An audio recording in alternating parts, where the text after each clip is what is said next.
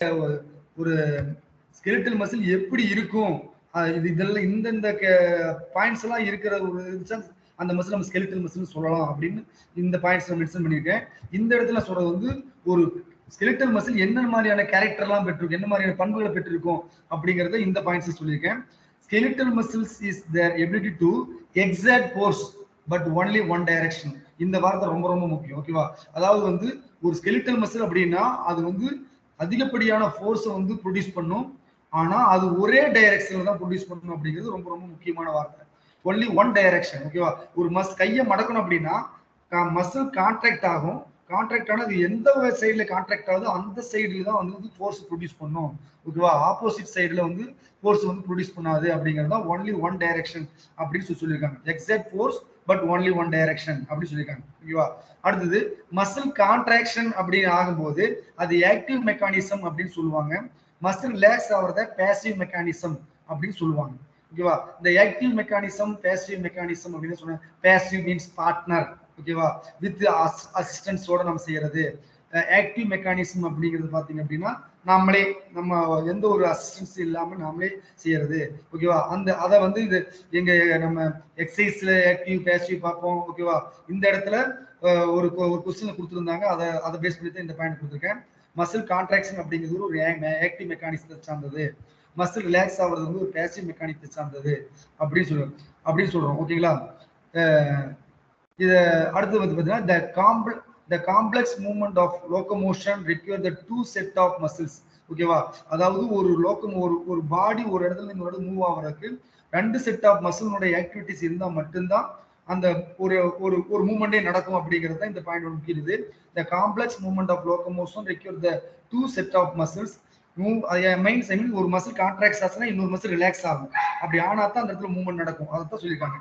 the move body parts in the opposite direction. ஓகேங்களா? the muscle work against each other is called antagonist. ஓகேவா? agonist and antagonist இந்த வார்த்தை நீங்க ஏற்கனவே படிச்சவங்களுக்கு தெரிஞ்சிருக்கும்.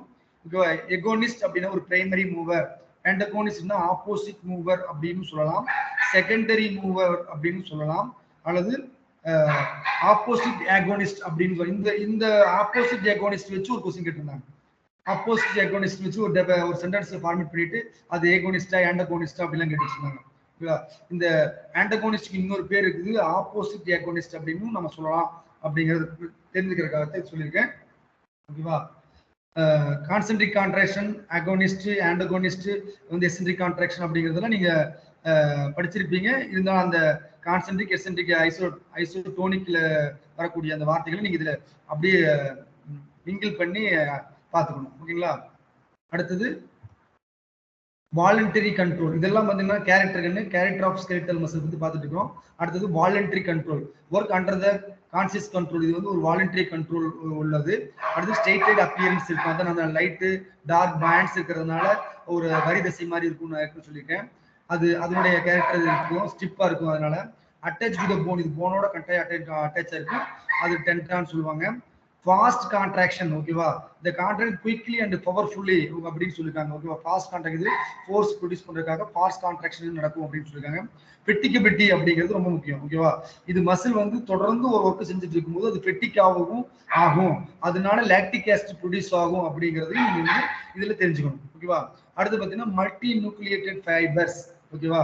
Contain many nucleus in one செல். ஓகேவா? அதாவது பார்த்தீங்கன்னா ஒரு மசில் செல்ல நிறைய நியூக்ளியஸ் இதுல இன்வால்வ் ஆயிருக்கும் அப்படிங்கிறது நீங்க தெரிஞ்சுக்கணும். இந்த இடத்த சொல்லும்போது பாக்குறேன், ஏன் மசில் செல்ல மட்டும் நிறைய நியூக்ளியஸ் இருக்கு அப்படின்னு பாத்தீங்கன்னா, நிறைய நியூக்ளியஸ் இருக்கிற இடத்துல பாத்தீங்கன்னா அங்க வந்து மைட்டோகாண்ட்ரியாஸ் இருக்கும். நியூக்ளியஸ் மசில் செல்ல ஏகப்பட்ட மைட்டோகாண்ட்ரியாஸ், நிறைய மைட்டோகாண்ட்ரியாஸ் இருக்கும். அந்த காரணம் என்ன அப்படின்னா எனர்ஜி ப்ரொடியூஸ் பண்றது, எனர்ஜி கொடுக்கறது தான். ஏன்னா மசில் ஒர்க் பண்றதுக்கு எனர்ஜி வேணும், ஏடிபி ப்ரொடியூஸ் பண்ணிட்டே கொடுத்துட்டு இருக்கணும், நிறைய எனர்ஜி ஏடிபி கொடுத்துட்டே இருக்கணும். அதனால ஒரு மசில் செல்ல நிறைய நியூக்ளியஸ் அண்ட் மைட்டோகாண்ட்ரியாஸ் இருக்கும். ஓகேவா? இது நீங்க ஷார்ட்டா கூட ஞாபகம் வச்சுக்கலாம். எனர்ஜி நிறைய தேவைப்படுறதுனால அவங்க நிறைய மைட்டோகாண்ட்ரியாஸ் நிறைய நியூக்ளியஸ் இருக்கு அப்படிங்கிறது நீங்க தெரிஞ்சுக்கலாம். அடுத்து லாங் சிலிண்ட்ரிக்கல் ஷேப்ல இருக்கும் அப்படிங்கிறது இதனுடைய கேரக்டர்ஸ். ஓகேவா? அடுத்தது பாத்தீங்க அப்படின்னா ஃபங்க்ஷன்ஸ் ஆஃப் ஸ்கெலிட்டல் மசில்ஸ். நான் புரியுதா? நம்ம கொஞ்சம் ஃபாஸ்டா போறோமா ஸ்லோவா?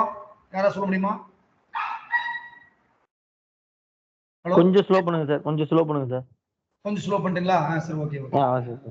ஏன்னா கொஞ்சம் சயின்ஸ்ங்கிறதுனால. சரி, இப்போ பாத்தீங்க அப்படின்னா நம்ம ரெண்டாவது டாபிக் பாத்தீங்கன்னா ஸ்கெலிட்டல் மசில்ல கேரக்டரிஸ்டிக்ஸ் ஆஃப் ஸ்கெலிட்டல் மசில் அப்படிங்கிற டாபிக் பார்த்துட்டோம். அடுத்து வந்து ஃபங்க்ஷன்ஸ் ஆஃப் ஸ்கெலிட்டல் மசில்ஸ் அப்படிங்கிற டாபிக் இப்போ நம்ம பார்க்கறோம். ஓகேவா? ஸ்கெலிட்டல் மசில்ஸ் என்ன மாதிரியான மேஜர் ஃபங்க்ஷன்ஸ் எல்லாம் செய்யுது, ஸ்பெசிஃபிக்கா அதனுடைய ஃபங்க்ஷன்ஸ்ல என்ன அப்படிங்கறத பார்த்துட்டு ஜென்ரல் ஃபங்க்ஷன்ஸ் என்ன அப்படிங்கறத நம்ம பார்த்துடலாம். ஓகேவா?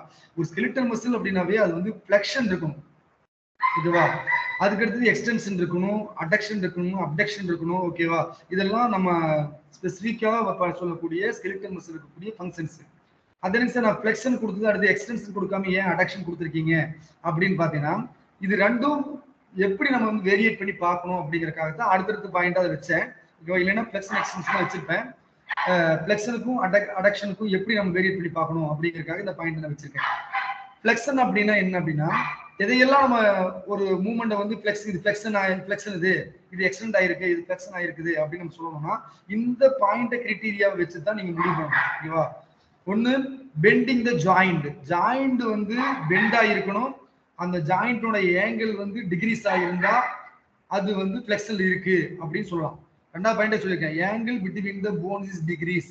ஓகேவா?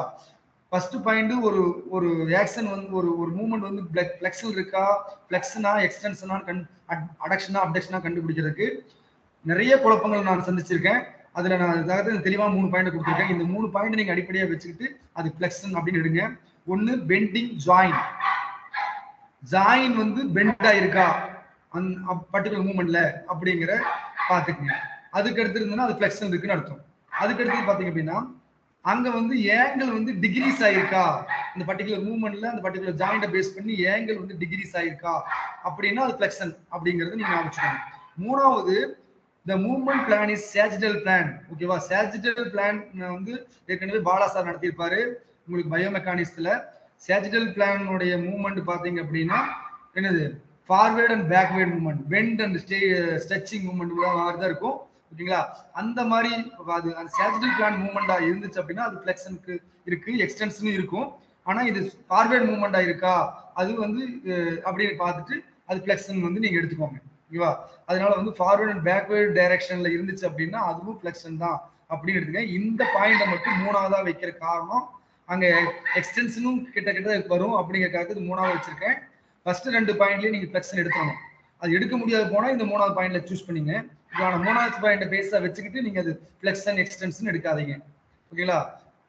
ரைட். அடுத்தது வந்து அடக்ஷன் அப்படின்னு பாத்தீங்கன்னா இது எப்படி சொல்லணும்னா moving limb towards the midline of the body. ஓகேவா? அதாவது வந்து ஒரு இந்த பிக்சரை பார்த்துட்டு நீங்க இங்க பாருங்க. இப்போ ஃபிளெக்ஷன் அப்படின்னா இந்த இடத்துல பாத்தீங்க அப்படின்னா நான் ஃபர்ஸ்ட் பாயிண்டே சொன்னேன், ஃபிளெக்ஷன் அப்படின்னா பெண்ட் த ஜாயிண்ட் வந்து அப்படியே பெண்ட் ஆயிருக்கு. இந்த ஷோல்டர் ஜாயிண்ட் வந்து அப்படியே பெண்ட் ஆகும். அடுத்து வந்து இன்னும் பாத்தீங்க அப்படின்னா உங்களுக்கு ஆங்கிள் வந்து டிகிரீஸ் ஆயிருக்கும். இதெல்லாம் வந்து ஃபிளெக்ஷன் குறிக்கும். இது எக்ஸ்டென்ஷன், ஆங்கிள் வந்து எக்ஸ்டென்ஷன் குறிக்கும். இந்த இடத்துல நான் அடுத்ததுல வந்து பாத்தீங்க அப்படின்னா அடக்ஷனுக்கு என்ன சொல்றாங்க அப்படின்னா இந்த உடம்புடைய ஒரு நிமிஷம், இந்த அடக்ஷனுக்கு என்ன சொல்றாங்க அப்படின்னா இந்த மிட் பாயிண்ட் தான் உடம்பு. இதை பேஸ் பண்ணி தான் இந்த அடக்ஷன் எடுக்கணும். இந்த மிட் பாயிண்ட நோக்கி எந்த ஒரு மூவ்மெண்ட் இருந்தாலும் இந்த மிட் பாயிண்ட நோக்கி தான் இந்த மூவ்மெண்ட் இருக்கு. இந்த மிட் பாயிண்ட் நோக்கி ஒரு மூவ்மெண்ட் இருந்துச்சு அப்படின்னா அது அடக்ஷன். மிட் பாயிண்ட் விட்டு அவுட்டர் நோக்கி இந்த மூவ்மெண்ட் இருந்துச்சு அப்படின்னா அது பார்த்தீங்கன்னா அப்டக்ஷன். ஓகேங்களா? இந்த மிட் பாயிண்ட பேஸ் பண்ணி தான் நம்ம எடுக்கணும். ஓகேங்களா? அதுல நீங்க தெளிவா இருந்துக்கோங்க. எக்காரணத்தை கொண்டும் அப்டக்ஷன் அடக்ஷன் எடுக்கும்போது இந்த மிட் பாயிண்ட் அப்படிங்கிற வார்த்தை கட்டாயம் மென்ஷன் ஆயிருக்கும், பாத்துக்கோங்க. the moving a limb towards the midline of the body. Mid point சொல்றது midline சொல்லிருக்காங்க. midline of the body, பாடியோட midline அந்த டுவர்ட்ஸ் அதை நோக்கி இருக்கும். அப்படி இருந்தா அது அடக்ஷன். ஓகேவா? அடுத்து பாத்தீங்கன்னா movement plane is frontal plan, side to சைடா இருக்கும் அந்த மூவ்மெண்ட். ஓகேங்களா? இது நீங்க பயோமெக்கானிக்ஸ் நடத்திருப்பாரு, நீங்க பார்த்திருப்பீங்க. அது ஃப்ரண்டல் பிளானை பேஸ் பண்ண மூவ்மெண்டா இருக்கும் அப்படிங்கறத நீங்க வச்சுக்கோங்க. நீங்க ஃப்ரண்டல் பிளான்ல வந்து அடக்ஷன் மூவ்மெண்ட் வருது அப்படின்னு கூட நீங்க நான் வச்சுக்கலாம். அங்கேயும் சொல்லியிருப்பாங்க, நான் இங்கேயும் உங்களுக்கு சொல்றேன் இந்த படம். ஓகேங்களா? அதுக்கு அடுத்து பாத்தீங்க அப்படின்னா எக்ஸ்டென்ஷன் பாத்தீங்கன்னா extend the joint, angle between the bones is increase, angle வந்து இன்க்ரீஸ் ஆகிருக்கும். இதுலயும் வந்து sagittal plan, forward and backward movement. அந்த மூணாவது பாயிண்ட வந்து நம்ம ஜாக்கிரதையா யூஸ் பண்ணுங்க ஃபர்ஸ்ட் பாயிண்ட்லயே ஃபிளெக்ஷனா எக்ஸ்டென்ஷனான்னு எடுத்துருங்க, அப்படி முடியல மட்டும்தான் 3வது பாயிண்ட்டுக்கு வாங்க அப்படின்னு சொன்னேன். ஓகேங்களா? அதனாலதான் இந்த 3வது பாயிண்ட் இங்கேயும் பாத்தீங்கன்னா 2 ஒரு சேமா இருக்கும். அது 2 அதுக்கு தகுந்த மாதிரி நீங்க அது எக்ஸ்டென்ஷனா இருந்துன்னு, அதாவது வெளிநோக்கி இருந்துச்சு அப்படின்னா அது வந்து எக்ஸ்டென்ஷன் நீங்க எடுத்துருங்க. ஓகேவா? அதாவது இன்க்ரீஸ் ஆங்கிள் அப்படின்னா அது எக்ஸ்டென்ஷன் வரும். அதுக்கு தகுந்த மாதிரி இந்த மூவ்மெண்ட் எப்படி இருக்குது சர்ஜரி பிளான்ல அப்படின்னு பார்த்துட்டு ரிஃப்ளெக்ஷன் எடுங்க. அடுத்து அப்டக்ஷன். அப்டக்ஷன் அப்படின்னா moving limb away the mid line of the body. அதுதான் நான் இங்க சொன்னேன். அவே இது வெளியே நோக்கி போகுது, வெளிநோக்கி இப்படி வெளிநோக்கி மிட் லைன்ல இருந்து வெளிநோக்கி போய் இந்த மூவ்மெண்ட் அப்படித்தான் கொடுத்துருக்கான். இந்த அம்பு தான் வெளிநோக்கி போயிது, இது அப்டக்ஷன் அப்படி கொடுத்துருக்கான். ஓகேங்களா? அதைத்தான் இங்க நான் சொல்லியிருக்கேன். Moving limb away the mid line of the body அப்படின்னு. Movement plane is frontal plane, side to side. ஓகேங்களா? இந்த ஃபர்ஸ்ட் பாயிண்ட்லயே நம்ம வந்து அப்டக்ஷன் அடக்ஷன் எடுத்துடணும். இது வந்து சப்போர்ட்டிவ் டாக்குமெண்ட்ஸா தான் நீங்க வச்சுக்கணும், சப்போர்ட்டிவ் பாயிண்டா தான் நீங்க வச்சுக்கணும். இப்போ அடுத்தது இன்டர்னல் ரொட்டேஷன் அல்லது மீடியல் ரொட்டேஷன். ஓகேங்களா? இந்த rotate the limb up towards the mid line of the body. என்ன சார் அங்க மிட் லைன் சொன்னீங்க, இங்கேயும் மிட் லைன் வருது அங்கேயும் மிட் லைன் வருது அப்படின்னா இங்க ரொட்டேட்டுங்கிற பாயிண்ட் கட்டாயம் வரும். ஓகேங்களா? ஏன்னா வந்து நம்ம வந்து ரொட்டேட் வந்து அந்த ஹரிசாண்டல் ரொட்டேஷன்ங்கிற மாதிரியான இந்த ரொட்டேட் வந்துனாவே இன்டர்னல் ரொட்டேஷன் மீடியல் ரொட்டேஷன்ங்கிறது அது வந்து மிட் லைன் ஆஃப் தி பாடி அப்படின்னு வந்துச்சு அப்படின்னாவே அது இன்டர்னல் ரொட்டேஷனா அவங்க எக்ஸ்டர்னல் ரொட்டேஷன் பாயிண்ட்குள்ள ஏதோ ஒன்று கேட்கறான் அப்படின்னு நீங்க மென்ஷன் பண்ணிக்கணும். ஓகேங்களா? அதைத்தான் நாங்க இந்த படத்தை மறுபடியும் பார்த்தீங்கன்னா சொல்லணும். இன்டர்னல் ரொட்டேஷன் அப்படின்னா எப்படி இருக்கும், மீடியல் ரொட்டேஷன். இன்டர்னல் ரொட்டேஷன் அப்படின்னு இன்னொரு பேர் தான் மீடியல் ரொட்டேஷன். ஓகேங்களா? அது inside mid line of the body. இந்த இன்சைடு வந்து இன்சைடு நோக்கி தான் அந்த இருக்கும், ஆனா ஹரிசாண்டல் ரொட்டேஷன்ல இருக்கும்.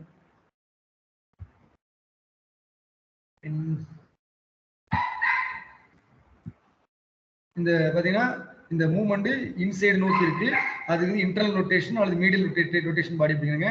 இந்த பாடியில இருந்து அவுட் சைடு நோக்கி இப்படி இருந்துச்சு அப்படின்னா பாருங்க, இது வந்து அவுட் சைடு நோக்கி இருந்துச்சு அப்படின்னா லேட்டரல் ரொட்டேஷன் அல்லது எக்ஸ்டர்னல் ரொட்டேஷன் அப்படின்னு நீங்க தெரிஞ்சுக்கலாம்.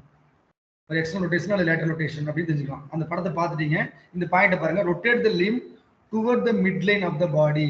பாடி மிட் லைன் நோக்கி ரொட்டேட் ஆகிருந்தது அப்படின்னா அது வந்து இன்டர்னல் ரொட்டேஷன் அல்லது அதுக்கு இன்னொரு பேர் மீடியல் ரொட்டேஷன் அப்படின்னு சொல்லுவாங்க. அது example turning your arm inward, the forearm face downward or backward. அதாவது வந்து ப்ரொனன்சியேஷன் சூப்பனேஷன் சொல்லுவீங்களா, இந்த ப்ரொனன்சியேஷன் அப்படிங்கிறது வந்து இன்டர்னல் ரொட்டேஷன் தான் வரும். ஓகேங்களா? அதுதான் ப்ரொனன்சியேஷன் அப்படிங்கிறது வந்து +90 டிகிரி அப்படின்னு காமிச்சிருக்கேன். இப்போ எக்ஸ்டர்னல் ரொட்டேஷன் அல்லது லேட்டரல் ரொட்டேஷன் வந்து பார்த்தீங்கன்னா away from the mid line. ஓகேவா? இது வந்து ப்ரொனன்சியேஷன். சாரி, இந்த இடத்துல சூப்பனேஷன் இருக்கணும், நான் தப்பா இருக்குது, இது மட்டும் மாத்திக்கிங்க.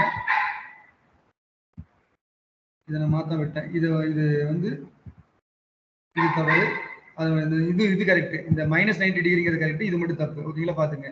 Turn you arm outwards to forearm face இந்த ஃபார்வர்ட் அப்படிங்கறத நீங்க மாத்தணும். ஓகேவா? இந்த இடத்துல ஒரு பாயிண்ட் கொடுத்துருக்கேன். இது ஏன் கொடுத்துருக்கேன் அப்படின்னா இது வச்சு ஒரு கொஸ்டின் யூஜிசில கேட்டிருந்தாங்க. Lie rolling the bowl of the soup. ஓகேவா? ஒரு சூப் உள்ள ஒரு பாத்திரத்தை வந்து நம்ம கையில வாங்குறது வந்து அது என்ன மாதிரியான மூவ்மெண்ட், என்ன மாதிரியான ரொட்டேஷன் அப்படின்னு கேள்வி கேட்டிருந்தாங்க. ஓகேங்களா? அது பாத்தீங்கன்னா சூப்பர்நேஷன்ல இருக்கு. கையை நல்லா ஆம விரிச்சு நம்ம கையில ஏந்தி உள்ள உள் சைடு வந்து இப்படி வந்து வாங்குவோம். இப்படி ப்ரொனன்சியேஷன் இல்லாம சூப்பர்நேஷன் அந்த பவுல வாங்குவோம். அதனால அது எக்ஸ்டர்னல் ரொட்டேஷன் அப்படிங்கிறது நீங்க தெரிஞ்சுக்கணும். இந்த பாயிண்டை வச்சு ஒரு யூஜிசில ஒரு கொஸ்டின் கேட்டிருந்தாங்க. அதனால இந்த எடுத்துக்காட்டு நான் உங்களுக்கு கொடுத்துருக்கேன். ஓகேங்களா? இன்னும் கொஞ்சம் ஃபாஸ்டா போறேன்னா, ஹலோ யாரா சொல்ல முடியுமா? ஹலோ யாராவது சொல்லுங்க. இல்ல சார், கேட்டதா சார் கரெக்டா தான் சார். Okay sir. அடுத்து வந்து மசில் டோன். மசில் டோன் அப்படின்னா பாத்தீங்க அப்படின்னா இது அடிக்கடி பிஜிடிஆர்பிலையும் சரி, சில யூஜிசி நெட் எக்ஸாம் செட் எக்ஸாம்லயும் சரி, இதை பேஸ் பண்ணி ஏதாவது ஒரு கொஸ்டின் வந்துட்டு தான் இருக்குது. அதனால இதுக்கு என்னென்ன மாதிரியான டெஃபினேஷன் எல்லாம் கொடுப்பாங்க அப்படின்ட்டு நான் எல்லாம் சர்ச் பண்ணி ஒரு 3 விதமான டெஃபினேஷன் கொடுக்குறேன். ஓகேவா? பாத்தீங்க அப்படின்னா மசில் டோன்னா எனக்கு புரிஞ்ச மாதிரி உங்களுக்கு நான் சொல்றேன். அதை நீங்க மைண்ட்ல வச்சுக்கிட்டு மற்ற 3 பாயிண்டே பாருங்க. மசில் டோன் அப்படின்னா parsley contraction, ready to action. ஓகேவா? இந்த வார்த்தையில இருக்கு பார்ஸ்லி. அதாவது ஒரு செயலை செய்யறதுக்கு முன்னாடி ரெடியாகி இருக்கிற மத்தியா. இப்ப 100 மீட்டருக்கு வரும்போது கிரச் ஷாட்ல அப்படியே நம்ம ரெடியா புல்லட் ஸ்டைல் நிக்கிறோம் இல்லையா, அதுதான் வந்து மசில் டோன் அப்படிம்பாங்க.